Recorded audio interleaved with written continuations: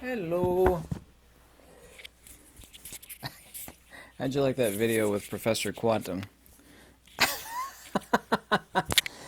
I actually find this really important. Whether you know it or not, or believe it or not, isn't important. I'm going to roll up my sleeves on my robe here. Yeah, it's really cold outside, actually. I always feel very comfortable in this robe. I'm not wearing this robe to impress anybody, by the way.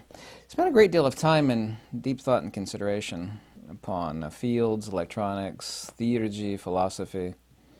Genuine philosophy, not Western existentialist philosophy. And I've said this many countless times, that an AC generator, for example, doesn't generate power, i.e. electricity, through the lines of induction.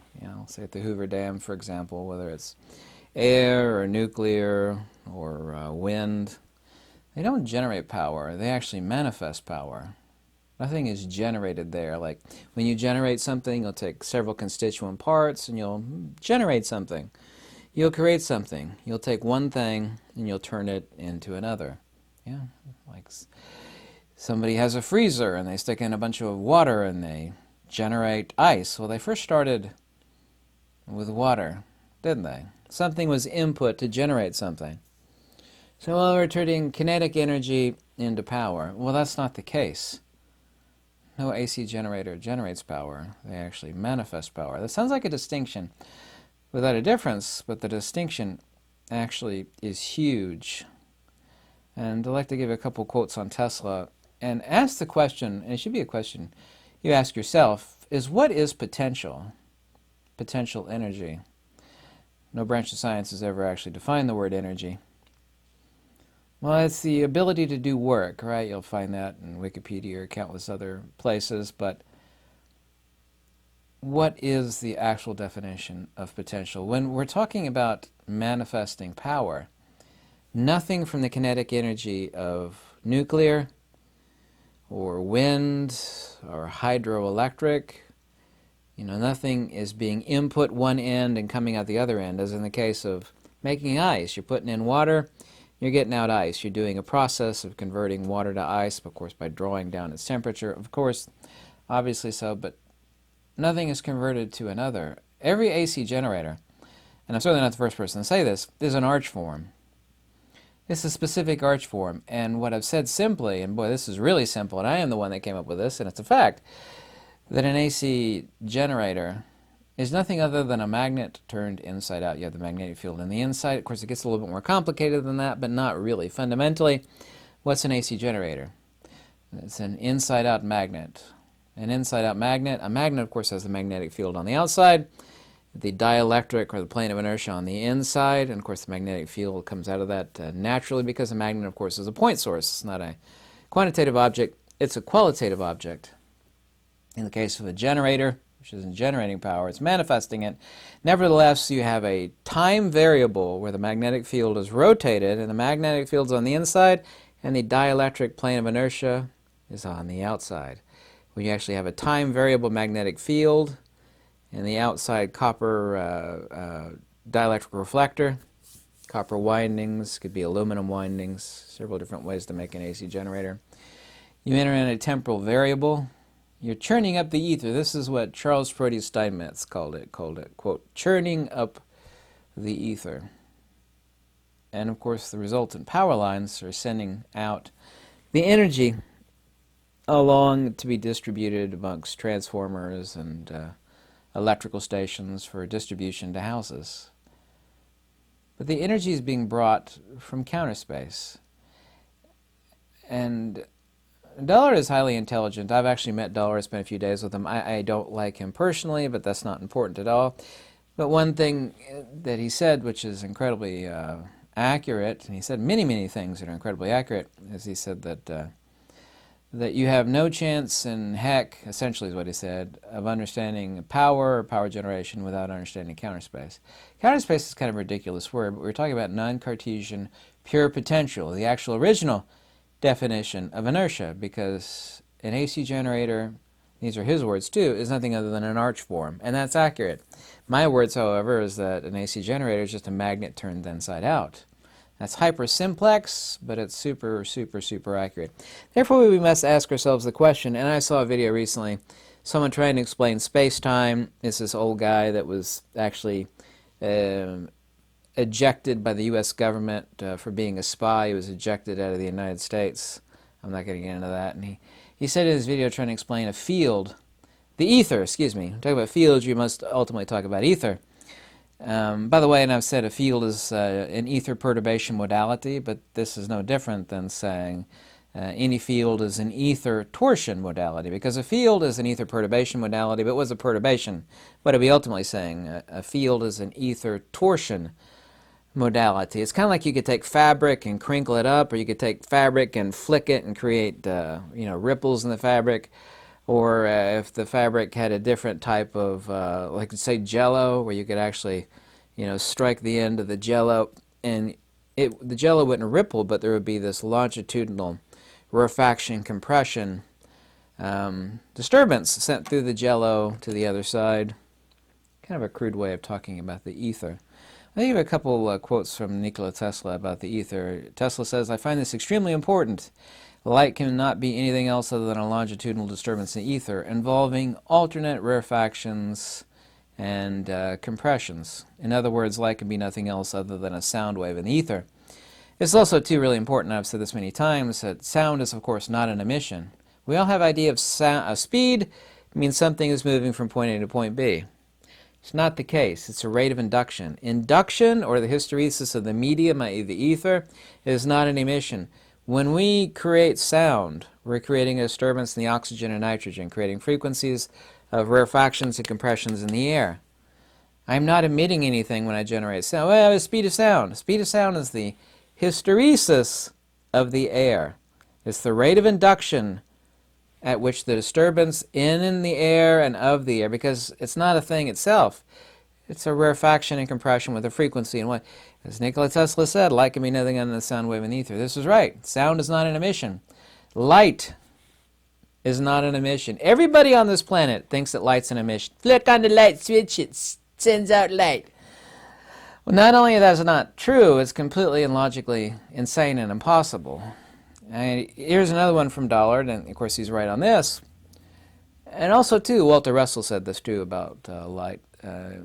Eric Dollard said, as a quote from him, said, "Nothing is shot out of a laser. The electric field can only soak into the medium at the rate defined by the medium. Light can only travel at luminal velocity as defined by the dielectric medium in its dimensional relationship of 1 over c squared," which didn't come from Einstein. Came from Henri Poincaré, by the way, because Einstein stole most of all the stuff that he's famous for from Henri Poincaré. Go look that guy up. Here's another one from Tesla, and it'll be the last quote I give. "Ether is the cause of every magnetic field. Electricity cannot exist without the ether. Ether is the medium for all EM waves, from radio to gamma." And it's he's very cold. Tesla talks about cold temperatures relationship. Anyway, it gets a little convoluted. Quote getting into there. I don't need to quote that without boring you to death, but.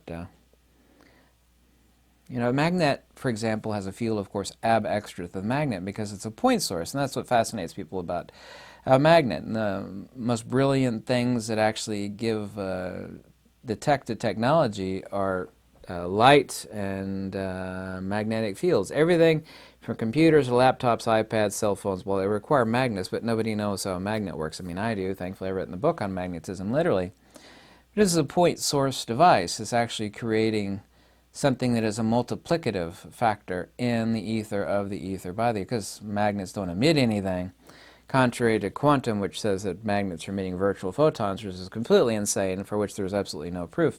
Yeah, but there's this one guy on YouTube. The only reason I watch his videos is but I actually get inspired by intelligent yet foolish things said. This guy kept saying over and over again, that the ether is particles. He kept saying particles, particles, particles.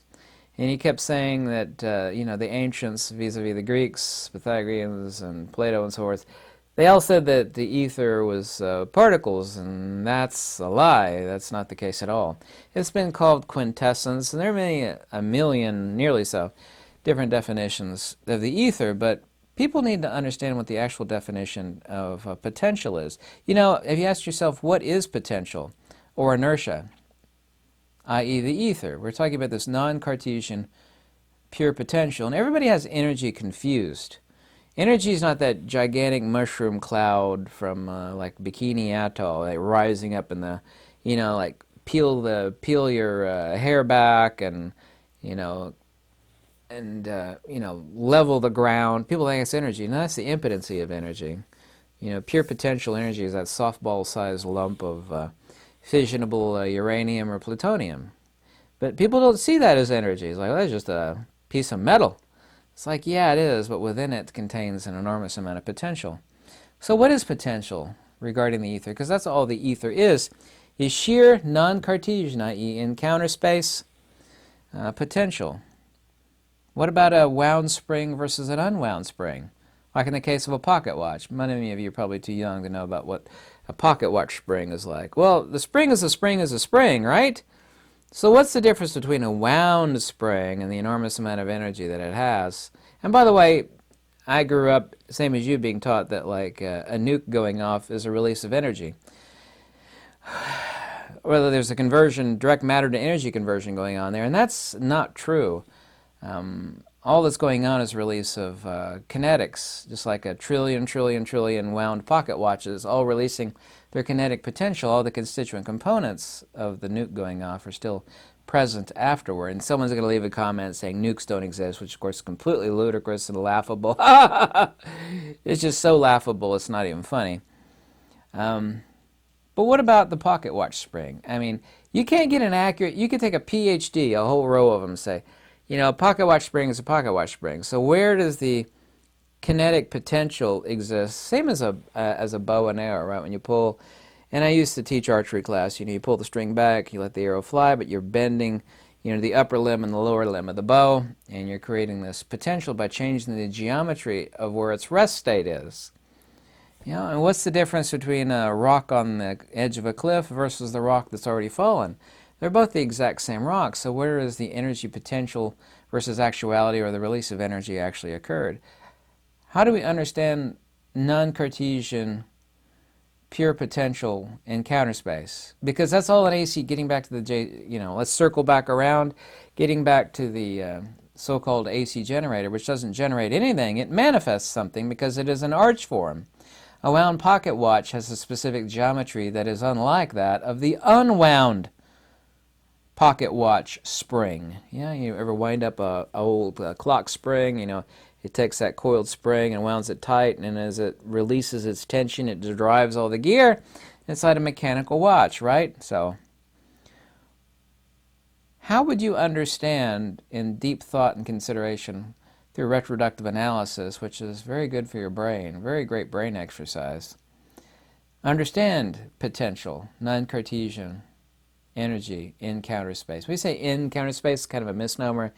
When you say in something, you're giving an XYZ coordinate. I mean, it's like, where is the ether? Well, if the ether were anywhere, it means it would have a Cartesian value, and it would not be the ether by definition. Ether is not particles. The ancient Greeks and the Pythagoreans did not say, contrary to that rube on YouTube, did not say that the ether was particles. That's completely ludicrous.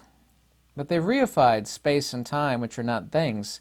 Space has no properties, as Nikola Tesla said, and time is only a measure. You can't bend the space and time. Space is the after effect of a divergent magnetic field. It is ether rarefaction, and Mother Nature likes to erase space. When magnets are accelerating towards one another, that's not magnetic attraction, that's dielectric acceleration. There's no difference between so-called magnetic attraction and two mutual mass accelerations. By the way, they're not accelerating towards one another, either magnets or bodies. In the cosmos, they're actually accelerating towards the lowest torsion point or lowest null pressure point between the two. That's not my opinion, that's a hardcore fact. Humanity is not evolved enough yet to understand that simple fact, because Mother Nature is really, really simple. Ether is not a particle. That idea is utterly ludicrous. That's just atomistic. So have you ever asked yourself, what is pure potential? Because that's what the ether is by definition, the original definition of inertia. It's like, what is pure potential? What's the difference between a pocket watch spring that's wound versus unwound? They're both exactly the same. What's changed is the nature of the geometry of that thing in its stasis. When an AC generator gets turned or churned through hydroelectric or nuclear or wind, power is manifest. Why is power manifest? We're changing a magnetic field relational to the dielectric reflector. That's all an AC generator is, an arch form, and specifically an inside-out magnet. The ether is put under stress or strain. Any and all field modalities, including electricity, are ether torsion modalities. They're ether perturbation modalities. You say ether torsion modalities. One and the same thing, tomato, tomato. So if you ask yourself, what is pure potential? What is going on when power is made manifest in the case of any form of generator? Space nor time are potential. Space and time. Time is nothing. It's a measure. That's like saying numbers have effects on things. Numbers are human concepts. Time is a measure. Time can't affect anything any more than the number 5 or the number 10 or the number 1 billion can affect. It's a number. Time is a measure. Every ancient culture said time is the number 4, and the only number that doesn't exist in the first 5 digits of the Fibonacci sequence is the number 4. 1, 1, 2, 3, 5. Only number missing? 4. Time is 4. In my opinion, fact. Space nor time are potential. Magnets and lasers are point source. Well, an AC generator is a point source too. Where do you think the power is coming from? They're not generating power, they're manifesting power. This is the reason why Charles Proteus Steinmetz said of generators, enormous generators of his time, there were big ones too. So churning up the ether is what he called it. That's exactly what's going on. We're using dielectric guides vis-a-vis transmission lines, i.e. power lines, big fat power lines from big generators like are at Hoover Dam, so on and so forth, churning up the ether. You're entering a time variable with a rotating magnetic field as against the dielectric reflector of the AC generator, which is nothing other than an arch form or an inside-out magnet, and creating power that's sent along the lines, distribution nodes to points of delivery for houses and factories, and so on and so forth. Ether is not particles. There's nothing in the ether. Things that we see here are nothing other than ether modality. And I've made countless videos explaining the fact that fundamental matter is nothing other than a dielectric, nothing other than super high energy light. I've called it hard light humorously. Everything, all atoms are, of course, undeniably so, a compound of hydrogen. Yeah, are just harmonics of hydrogen. Helium is a harmonic of hydrogen. Every atom, gold, silver, is just nothing other than compounded versions of hydrogen, and each have their own harmonic attributes. Yeah. You have to keep nature simple, because nature is simple. It's just that human beings are that unenlightened. And I know why. The answers for that are really, really simple, of course. So think about what potential actually is. What would be potential in counter space? When that potential is actualized, it becomes a field or a field modality. Electricity, magnetism, dielectricity, that which we call gravity, is nothing other than dielectric acceleration. There's only one fundamental conjugate geometry of the universe, the dielectric and the magnetic. Gravity is just dielectric acceleration, and electricity is a hybrid between dielectricity and magnetism, which is exactly what Charles Proteus Steinmetz said in Electrical Discharges, Waves, and Impulses, page 14, I believe. Phi times psi equals Q in Planck of electrification. In other words, magnetism times dielectricity. Magnetism times dielectricity, equals 1 unit of electricity. Or as it was called, 1 unit of dielectric induction. Not an electron. Every sage of electricity and field theory, Heaviside, Tesla, James Clerk Maxwell, Heaviside, so there's no such thing as an electron. Even the so-called discoverer of same, J.J. Thomson, said an electron is just 1 unit of dielectric induction. It's that simple. All these rolling particles, these little marbles rolling on the floor. The universe doesn't work that way. It can't work that way. Understanding power induction, or so-called power generation, which is not generation at all, rather manifestation. You stick a worm on a hook, eventually a fish is going to come. You're going to manifest a fish, right? We have to have a string and a hook and a worm, and if there's fish out there, we're going to manifest a fish on the end of my fishing line, right? Manifesting it. No one would stupidly say, if I stick a worm on a hook and throw it in the creek or the lake or whatever, that I'm going to generate a fish. It's like, when you you could say that like a stupid little child. You'd be like, you know what, Billy, when I stick a worm on a hook and I stick it on the end of a fishing line, I get it wet out in a pond or a creek. What happens is it generates a fish. A worm on a hook at the end of a fishing line doesn't generate fish any more than an AC generator generates power, i.e. electricity. It manifests it. Yeah. In case of an AC generator, it's an arch form. Human beings really don't understand field theory. There's many, many reasons for that. Fundamentally, it doesn't make anybody any money. The higher esoteric intellectual pursuits of understanding nature don't really interest people, and if they did, they don't have the intellectual faculties to delve into it deeply, nor the times. Like, I got bills, man, wife and kids, I can't be thinking about that stuff. That's where 99.999% of the world is, and I do get that. But anyway, hope I didn't ramble on too long in this video. Thank you so much for watching. If you like this video, check out the description below, and have a good one. Goodbye.